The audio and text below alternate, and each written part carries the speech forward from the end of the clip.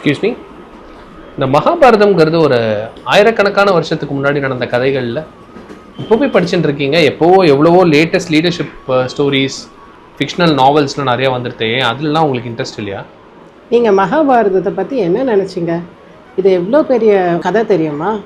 In fact இதில் பல உபகதைகள் இருக்குது.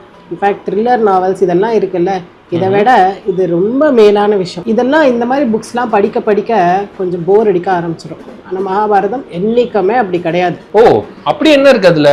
மகாபாரதத்தில் நிறைய ஸ்டோரிஸ், நல்ல விஷயங்கள், தர்மத்தை போதிக்கிற வகையில் இருக்கிற விஷயங்கள், அப்புறம் ஒரு மனுஷன் எப்படி வாழணும், எப்படி வாழக்கூடாது, எது நல்லது எது கெட்டது, ஒரு லீடர்ஷிப் ரிலேட்டட் குவாலிட்டிஸ் எல்லாம் என்ன, அதுக்கப்புறம் ஒரு ராஜா எப்படி இருக்கணும், பிரஜா எப்படி இருக்கணும், ஸ்டூடெண்ட் எப்படி இருக்கணும், மோரோவர் மனுஷ வாழ்க்கையினுடைய மேலான பர்பஸ், நம்ம எதுக்கு வாழறோம் அப்படிங்கிற விஷயம் கூட மகாபாரதத்துல தான் சொல்லப்பட்டிருக்கு.